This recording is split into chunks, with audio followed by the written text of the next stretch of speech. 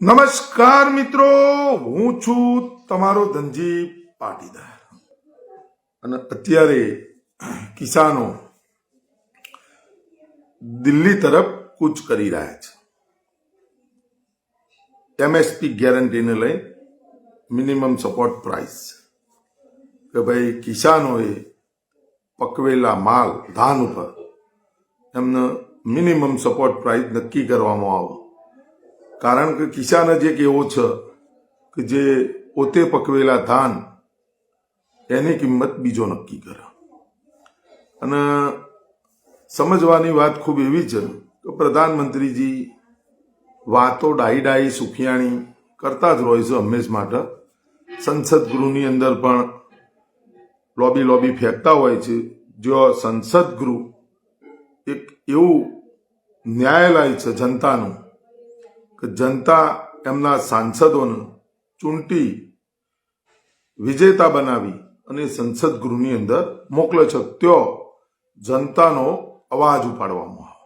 બેરોજગારીનો મુદ્દો હોય, મોંઘવારીનો મુદ્દો હોય, અન્ય મુદ્દાઓ કે જેનાથી જનતા કનટગત હોય એ બધા મુદ્દાઓ ત્યાં ઉપાડવામાં આવતા હોય છે. પણ લોકશાહી અને ત્યાં બધી વાતો બધી બંધ કરી દેવામાં આવે કે ભાઈ અહીંયા કોઈ બીજી વાત નહીં કરવાની, અહીંયા તમારે કોઈ આવી બધી વાત કરવાની જ નહીં, અહીંયા હું બોલું તમારે બધાને સાંભળવાનું. દેશમાં એવી પરિસ્થિતિ અને એવી થોપી દેવામાં આવી છે કે હું જ બોલીશ, હું જ મારા મનની વાત કરીશ, તમારે બધાએ સાંભળવાનું.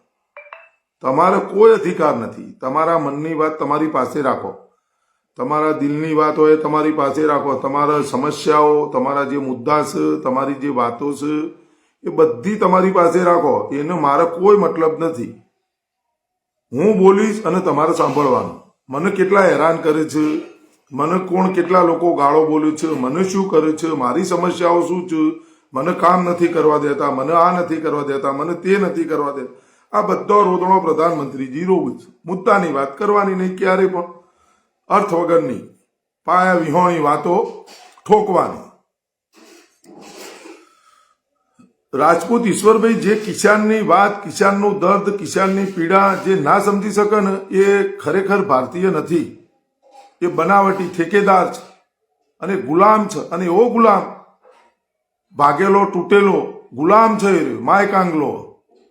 જો તમે સાચી વાતને સાચું ના કહી શકતા હોય તો તમારે કોઈ અધિકાર જ નહીં બોલવાનો. તમારે બીજા કોઈનો વિરોધ કરવાનો પણ અધિકાર નથી. તમે સાચાને સાચું ના કહી શકો તો તમારે બીજાને કોઈનો વિરોધ કરવાનો તમારો અધિકાર નથી. એ પાવર તમે ગુમાવી ચૂક્યા છો. તમે કેવી રીતે કરી શકો મને સમજાવો. અંધભક્તો ગોબર ભક્તો તમને મને કોમેન્ટ કરશે, તમે પોસ્ટ મૂકજો, તમને મને કોમેન્ટ કરશે, પણ પિતાજીને નહીં કહી શકે કે તમે આ ખોટા છો.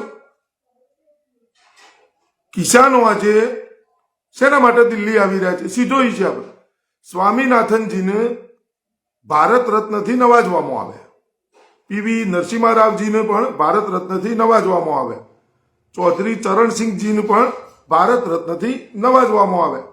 આજે ચૌધરી ચરણસિંહજી જીવતા હોત તો શું થોત? આ ભારત રત્ન પાછું આપી દોત.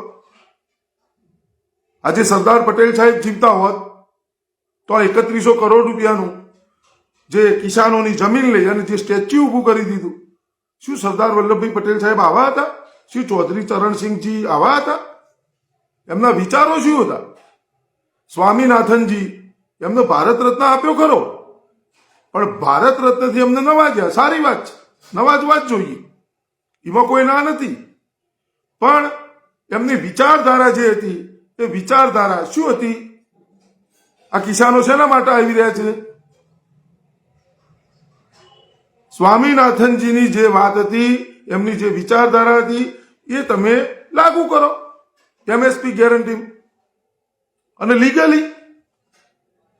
અને તમે democracy of mother of democracy આ બધા જે લવારા કરો, અધિકાર નહીં કિસાનોને. કોણ છે રે? જગતનો તાજ. 15-16 હજાર પરિવારો, 15-16 હજાર કરોડ પરિવારો આ બધું નિભાવે. આ કિસાન, આ ભારત દેશ એ ખેતી પ્રધાન દેશ, અને કિસાનોને બોલવાનો અધિકાર નહીં. એમના માટે આટલું બધું કરવાનું? રાત્રે રાત્રે ડ્રોનથી ટીયર ગેસના સેલ છોડવામાં આવી રહ્યા છે. તમે વિચાર તો કરો. અને પ્રધાનમંત્રીજી કશું નહીં, સબ ચંગા હે, એ તો જતા રહે, આવશે એવું 2-4 દાડે 8400 કરોડ રૂપિયાનું વિમાન લઈને ફરવાનું. એક પણ બોલવાની હિંમત નહીં, તાકાત નહીં, ખોટી ખોટી વાતો લવારી કરવી. અને સંસદ ગૃહની અંદર 370 આવશે, આટલી 400 પાર અને પોસ્ટરો લગાવવામાં આવે. શું સ પણ ભાઈ પ્રધાનમંત્રીજી ગજબ માણસ અને અંધભક્તો ગોબર ભક્તો એકના એક લવારી કૂટ્યા છો. એટલે થોડી શરમ રાખો, થોડી મર્યાદા રાખો. એમએસપી ગેરંટી કિસાનને શું કામ ના મળવી જોઈએ? કારણ છે કિસાન જે મોલ પકવે છે એની કિંમત કિસાન શું કામ નક્કી ન કરે? એની મિનિમમ સપોર્ટ પ્રાઇસ શું કામ નક્કી ન કરે? કારણ છે એનું કારણ છે શું કામ નક્કી ન કરે? સોય બનાવવા વાળો, સોયથી લઈને વિમાન બનાવવા વાળો, એ વિમાન બનાવવા વાળો એ કંપની એના વિમાનની કિંમત એ નક્કી કરે. સોય બનાવવા વાળો સોયની કિંમત એ નક્કી કરે.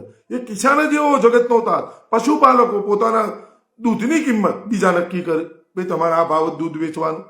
અલ્યા ભાઈ ગજબના માણસો. અને જે સાગર દોણ આવે, જે ખાણ આવે, જે બીજી કોઈ વસ્તુ આવે, જે પશુઓને ખવડાવવા માટેનું, એ બધી કિંમતો એ જે તે કંપનીઓ બનાવતી હોય, જે તે ફેક્ટરીઓ વાળા એ બધા નક્કી કરે. કિસાનોના ઓજારોની કિંમત એ ઓજારો જે બનાવતી હોય કંપની નક્કી કરે. કિસાનોની દવાઓ એ કંપની જે દવાઓ બનાવતી હોય નક્કી કરે. કિસાનોના બિયારણો તે જે બિયારણો હોય બનાવતી હોય એ કંપની નક્કી કરે એની કિંમત. અને કિસાને પકવેલો મોલ એની કિંમત એ બીજા નક્કી કરે. આ જેવું ભાઈ આવી જેવી લાલિયાવાડી. અને એમાં સપોર્ટ કરવો જો કિસાનોની મોટી મોટી સુફિયાની ડાઈ વાતો કરો. 2022ની અંદર દરેક કિસાનની આવક ડબલ થઈ જશે. ચોકણ થઈ ભાઈ, દેશ વિશ્વગુરુ બની જશે. અને સળગાવો પૂતળો, કોઈ ના નહીં પાડતું, સળગાવો જ જોઈએ. ખોટો હોય વ્યક્તિનો પૂતળો સળગાવવો જોઈએ. મોદીજીનું ખરેખર અપમાન કર્યું હોય તો એનો પૂતળો સળગાવવો જોઈએ. એનું મારું સમર્થન છે તમને. પણ સાચી બાબતમાં તમે મોદીજીની વાહવાહી કરો અને પછી બીજા વ્યક્તિનો, રાહુલ ગાંધીનો પૂતળો સળગાવો. મને રાહુલ ગાંધીથી કોઈ તકલીફ નહીં, રાહુલ ગાંધીનો પૂતળો રોજ સળગાવો. પણ રાહુલ ગાંધીના પૂતળા સળગાવવામાં આવી રહ્યા છે, પોલીસ જે ગુજરાતની તમાશો દેખી રહી છે, તો એ વખત અમારે મોદીજીનો સળગાવો. ઘણી નીતિઓ ઉપર દરેકના ખાતામાં 15-15 લાખ રૂપિયા માં તો રોજ પૂતળો સળગાવો. પણ એટલે બળતરા થાય. મોદીજીનો વિરોધ નહીં કરવાનો ભાઈ. મોદીજી શું ભારતીય જનતા પાર્ટીના સ્ટાર પ્રચારક? હું જુમલા જેવી, ભાષણ જેવી. દેશનો કિસાન રહેવો જોઈએ, દેશનો જગતનો તાત રહેવો જોઈએ. અગ્નિવીર યોજના લાયા, 3 દળોના 3 વડાઓનું પૂછવામાં નહીં આવી, થોપી દીધી. બોર્ડર ઉપર જો અંધભક્તો, ગોબર ભક્તો 4-4 વર્ષ નોકરી કરવા ખબર પડે.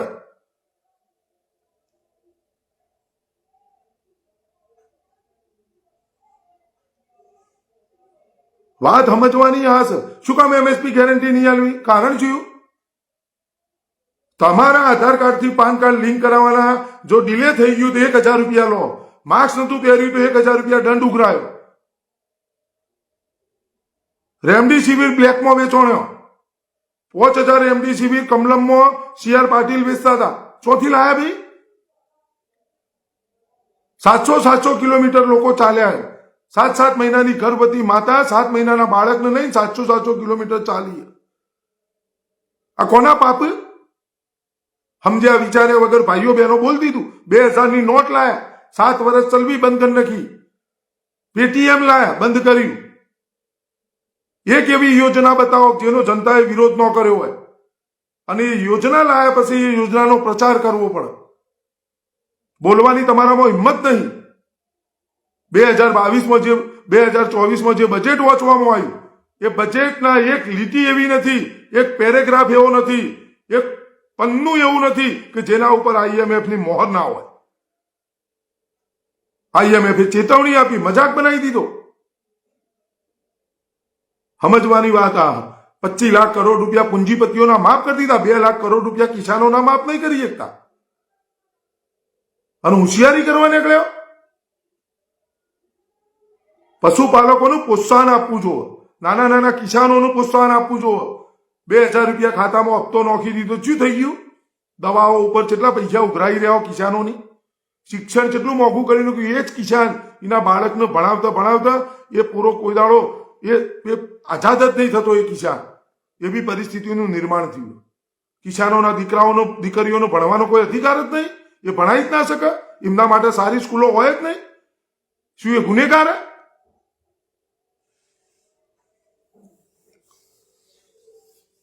તમે કોકનું દર્દ પીડા સમજો. દેશનો વડાપ્રધાન છો, વડાપ્રધાન નરેન્દ્ર મોદી દેશના વડાપ્રધાન છે. એ દર્દ પીડા દરેકની મહેસૂસ થવી જોઈએ, અનુભવ થવો જોઈએ. એનો પ્રધાનમંત્રી કહેવાય. 80 કરોડ લોકોને મફતના અનાજ ઉપર નિર્ભર કરીને 8400 કરોડ રૂપિયામાં 8400 કરોડ રૂપિયાના વિમાનમાં ફરવાવાળા એ પ્રધાનમંત્રી ન કહેવાય. 12 કરોડની ગાડીમાં ફરવું અને દરેક સૂટો બદલી નાખવા. કિસાને શું ખાધું, કેવી મહેનત કરે, કેવી મજૂરી કરે, કશું જોવાનું નહીં.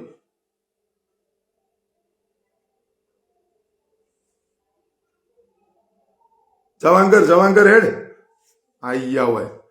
તમે તો આવશો જ નહીં લ્યા. પ્રજાતિ મકોડા જે વરસાદ પડે મકોડા પોખોવાળા ઉત્પન્ન થઈ જો. આ ડેટકાઓ સાલાઓ, ભૂંડ અને ડેટકા ગમે તેવા સોનાના સિંહાસન ઉપર તમને બેહાડીએ ને તો એ તમે છેલ્લે તો ગટરમાં જ જો. તમારી ઓકાત એટલી જ છે. તમને હજમ ન થાય. કુત્તે કો ઘી હજમ નહીં હોતા ને એવી રીતે તમે એવું હો. ગધેડાને ગમે એવું પરીને મૂકો પણ છેલ્લે ખાય તો ઘાસ જ. એના જેવી અંધભક્તો તમારી દશા. તમારું હજમ તો થતું નહીં કશું.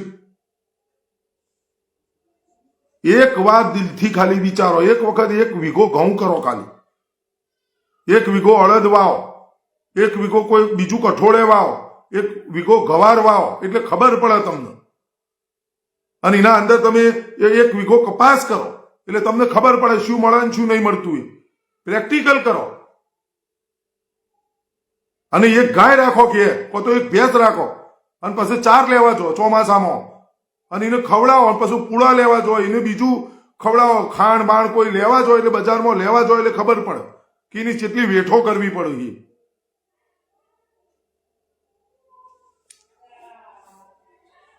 બધું પ્રેક્ટિકલ કરો એટલે ખબર પડે. બાકી એ બોલવાથી કશું ન થાય. તંબુરો એ. અને ગુજરાતના કિસાનોને કહેવા માંગુ છું, આ એમએસપી ગેરંટી માટે જે લડી રહ્યા છે કિસાનો, એમને સપોર્ટ કરજો. ઘરે બેઠા બેઠા કિસાનના દીકરા છે એવું જરૂરી નથી કોઈ મોટી ખેતીવાળ. મોટું જેના પાસે જમીન છે કોઈ ખેતી નહીં કરતું. આપણે બધા કિસાન છીએ. આપણે બધા કિસાનના દીકરા છીએ. અને આપણી ફરજ આવે. અને આ દેશ ખેતી પ્રધાન દેશ. આપણે કોઈ વેપારી દેશ નથી. એટલે દરેકે ઘેર બેઠા બેઠા સપોર્ટ કરવો પડશે. અને દરેક વસ્તુનો કમ્પ્લીટ સપોર્ટ કરો. કોઈ ડરવા પડવાની જરૂર નથી. કોઈએ જે સાચું હોય બોલવું પડશે. એમાં કોઈનેથી કોઈ ગભરાવાની જરૂર નહીં. મોદી ઝુકતા હે ઝુકાને વાલા ચાહીએ. મોદી 3 કૃષિના કાયદા લાવીને ઝૂક્યા હતા અને આ વખતે ઝૂકશી. બસ સપોર્ટ કરવાનો તમારે. મોદી કોઈ એવું નથી મોદીને વડાપ્રધાન બનવું, તમારે મારે બનવું. મોદી ખુરશી બચાવવા માટે. મોદીજીનું કોઈ જ્ઞાતિ નથી. મોદીજી ખાલી બોલે જ છે હું ઓબીસી છું એટલે ઓબીસી ની વાત કરજી. પિછડી જાતિ મેં से मैं आता हूं, मैं વડાપ્રધાન હું, એ આવું બધું બોલછી. મોદીજી હમણાં કહેતા હતા 2 જ જ્ઞાતિ છે, એક અમીર એક ગરીબ. એના પછી પહેલા એવું બોલ્યા આ દેશના અંદર 4 જ્ઞાતિઓ છે, મહિલા જ્ઞાતિ, પુરુષ જ્ઞાતિ, યુવાન જ્ઞાતિ અને ગરીબ જ્ઞાતિ. આવું બધું એ બોલું છું. મોદીજી માટે કોઈ જ્ઞાતિ નથી. મોદીજી માટે એક જ જ્ઞાતિ છે, ખુરશી જ્ઞાતિ. વડાપ્રધાનની ખુરશી રહી એ મોદીજી માટે મોટામાં મોટી જ્ઞાતિ છે. એ જ્ઞાતિને ટકાઈ રાખવી કેવી રીતે એ જ મોદીજી વિચારી રહ્યા.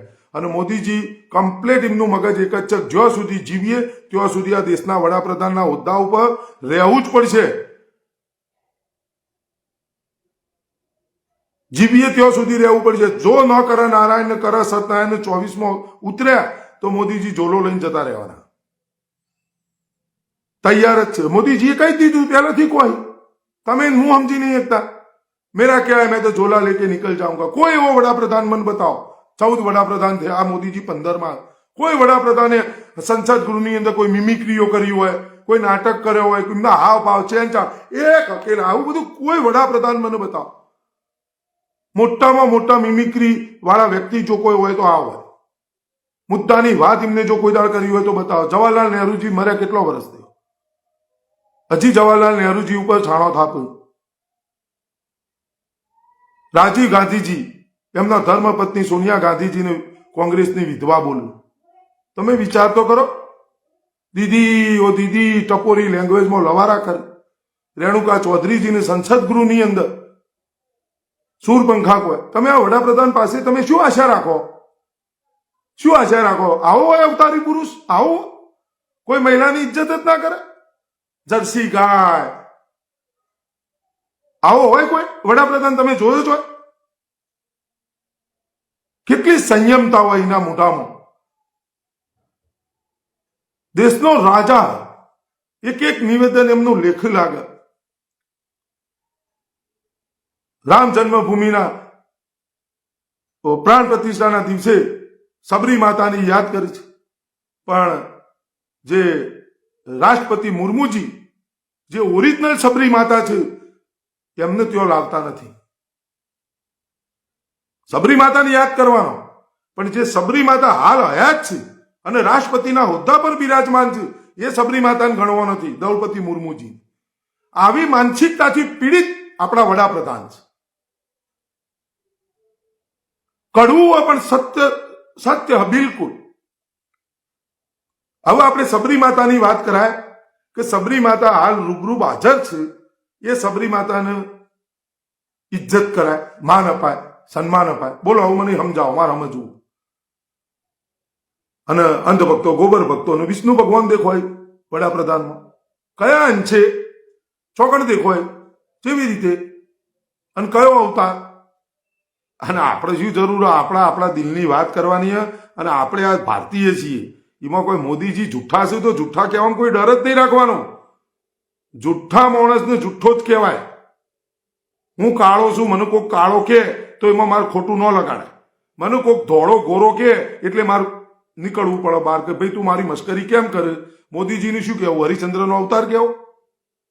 મોદીજી જુઠ્ઠા કહેવાય. મોદીજી ભાષણ જીવી કહેવાય. મોદીજી 8400 કરોડ રૂપિયા વિમાનમાં ફરે જનતાના ટેક્સના પૈસેથી. તો મોદીજીને શું કહેવાનું આપણે? અને શું કામ નહીં કહેવાનું? કારણ શું કામ નહીં કહેવાનું? મોદીજીને જે જેલમાં પૂરવા એ પૂરું. અને જો ગોળી મારવી હોય કાલ સવારે મારતા હોય હાલ માર્યું. બાકી જુઠ્ઠા હોય તો જુઠ્ઠા જ કહેવાના. ચલો મિત્રો, મારી વાત સારી લાગે વધુમાં વધુ લોકો સુધી વિડીયોને પહોંચાડજો. અને વધુમાં એક વાત કહું છું, એક વાત નક્કી કરજો કે આજે જે કિસાન આંદોલન ચાલી રહ્યું છે એને બિલકુલ સપોર્ટ કરવો પડશે. ઘરે બેઠા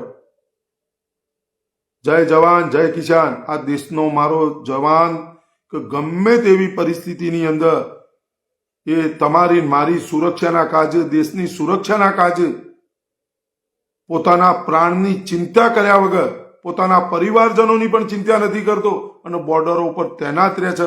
ત્યારે તમે હું શાંતિપ્રિય રીતે રહીએ છીએ. આ મારા જગતનો તાત એમના માટે પોતાના માટે જ અન્ન પકવતો થઈ જાય તો શું થાય? ખાલી 2 દાડા બંધ કરી નાખે બધું કે નહીં આપવાનું કોઈને કશું, તો શું હાલત થાય? આઈ ગયા જસુભાઈ મોઢ 2014 પેલા વડાપ્રધાનો બુલેટ પ્રૂફ કાચમાં ભાષણ આપતા. અલ્યા તું બંધ થા લ્યા.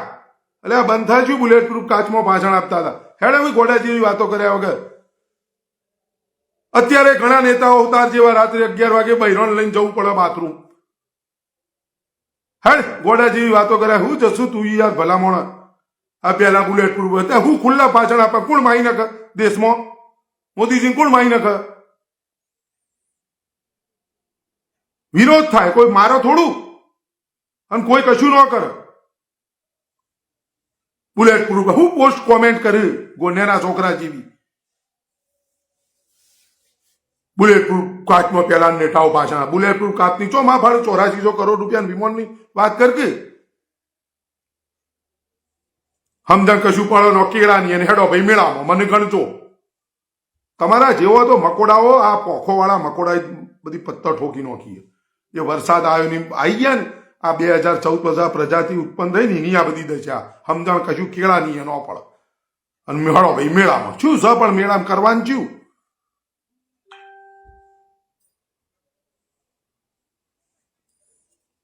મુદ્દાની વાત કરો, લોજિક વાળી વાત કરો તો મજા આવે.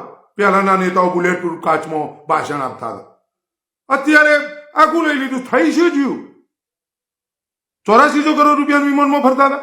સરદાર વલ્લભભાઈ પટેલ સાહેબે ચોગણ આપી bullet proof. Sachin Tendulkar helmet પહેર્યા વગર રમતો હતો. પહેલાનો એક ક્રિકેટર હેલ્મેટ નતો પહેરતો. અત્યારે બધું પહેરવું પડે. અત્યારે એવી પરિસ્થિતિ થઈ, બોલરો ફાસ્ટ થઈ ગયા, વિકેટો એવી થઈ ગઈ. પહેલાના ખેલાડી સુનિલ ગાવસ્કરે કોઈ દાડે હેલ્મેટ પહેરી? વેસ્ટ ઇન્ડિઝના બોલરો જેવા હતા, તને નોમ આવડે એ કઈનું તો એમના હમું રમતા હતા. અત્યારનો કોઈ ખેલાડી હેલ્મેટ પહેર્યા વગર રમી શકે? કેસો એવા બનવા માંડ્યા, બોલિંગ એવી થઈ જાય, વિચારો એવા થઈ ગયા. એટલે થોડું લોજિક તો સમજો. ફરવું જોઈએ, કરવું જોઈએ. 21મી સદીમાં જીવીએ છીએ આપણે. ચંદ્ર ઉપર જવા માંડ્યા. પણ એનો મતલબ એ નહીં કે દેશ ખાડામાં હોય તમે જલસા કરો. દેશના વડાપ્રધાન વાત એ છે બુલેટ પ્રૂફ પાક મુકાવો ને ભાઈ, 10 મુકાવો. મોદીજીની બુલેટ પ્રૂફ વાળી ગાડીઓ નહીં? એમને એસપીજી કમાન્ડોની શું તાકાત એ ખબર પડે હતા? જેટલો રોજના 1.5 કરોડ રૂપિયા ખર્ચો ખાલી એસપીજી કમાન્ડો સિક્યુરિટીનો. અને એ જ મોદીજી બોલ્યા ન બોલ્યા ખબર નહીં, પણ એ પંજાબમાં કઈ ના આવ્યા.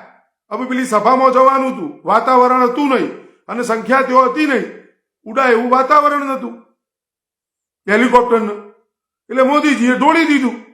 હવે એ બોલ્યા ન બોલ્યા ખબર નહીં, પણ ગોદી મીડિયા તમે બધા આ તમારું ગોદી મીડિયા બધું ચાલુ પડી ગયા. ભાજપના નેતાઓ કે મોદીજી કોઈ અધિકારીને કઈ નીકળી ગયા, તમારા મુખ્યમંત્રી કહેજો હું જીવતો જઈ રહ્યો છું. એટલે કોણ તમને મારી નખા ભાઈ? અને એવા પ્રદેશને બદનામ કરવામાં આએ દિન તિરંગામાં લપેટાઈ અને એ પંજાબના, હરિયાણાના, યુપીના જવાનની લાશ, ડેડ બોડી ઘેર આવી રહી છે.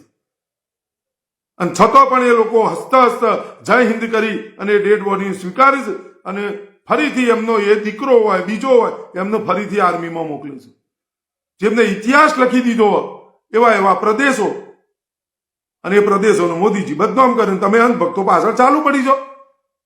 પપ્પા બોલ્યા હેડો આપણે ચાલુ, પિતાજી બોલ્યા એટલે બધું સાચું.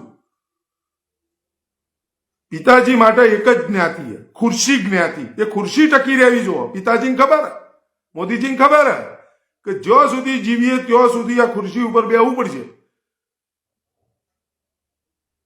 નહીં તો આપણી પાસે સવાલોના જવાબ નહીં હોય. અત્યાર સુધીમાં આપણે કોઈ પ્રેસ કોન્ફરન્સ કરી નહીં, પણ આ જનતા પ્રેસ કોન્ફરન્સ થઈ ગઈ છે, કરાવી દે છે આપણા ભાઈ. એ ખબર હે મોદીજી.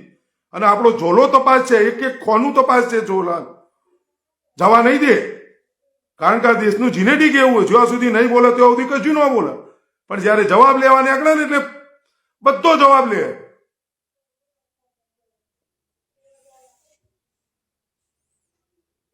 આ દેશની ધરતી ઉપર ઉધમસિંહે જન્મ્યા. આ દેશની ધરતી ઉપર ભગતસિંહ, સુખદેવ ને રાજગુરુજીએ જન્મ લીધો.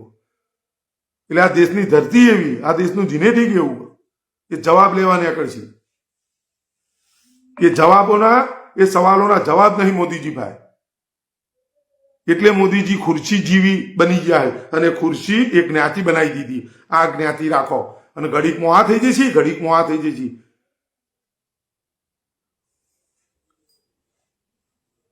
બધું હોય દલસુખભાઈ સોલંકી, બધા પૈસા હે, પણ ખાલી કિસાનોનું દેવું કર્જ માફ કરવાના પૈસા નહીં. કિસાનો માટે એમએસપી લગાવવાની તાકાત નહીં.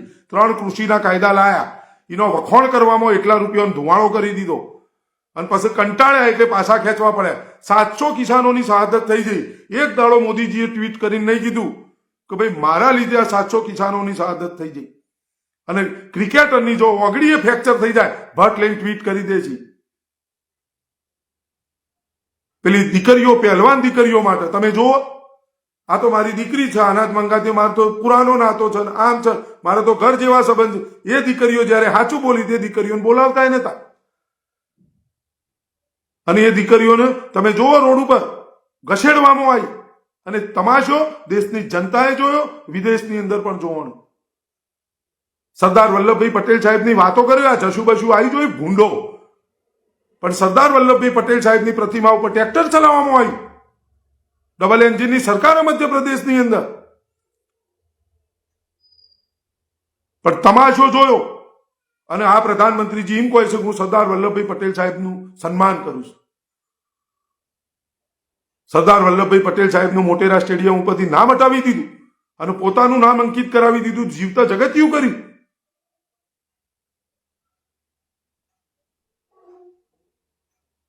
આણંદ નગરપાલિકાને મહાનગરપાલિકાનો દરજ્જો આપી સરદાર વલ્લભભાઈ પટેલ સાહેબનું જે કરમસદ ગામ છે, માદરે વતન છે, એનું પણ ભારતના નકશામાંથી હટાવવાની કોશિશ થઈ રહી છે. હટાવી દીધું એમ સમજો તો પણ ચાલે. અને આ પ્રધાનમંત્રીજી તમાશો જોઈ રહ્યા અને કહ્યું સરદાર પટેલ સાહેબનું સન્માન કરું. અને એક પણ વ્યક્તિ, સિંગલ વ્યક્તિ, 156 સીટો ગુજરાતમાં, 160-65 સીટો ત્યો મધ્યપ્રદેશમાં, ભાજપની સરકાર, ડબલ એન્જિનની સરકાર, ડબલ એન્જિનની સરકારના રાજની અંદર સરદારનું અપમાન, ઘોર અપમાન થઈ રહ્યું. અને અહીં કોઈ પાટીદાર સંસ્થાવાળો બોલવા તૈયાર નથી, કોઈ પાટીદાર સમાજના નેતાઓ બોલવા તૈયાર.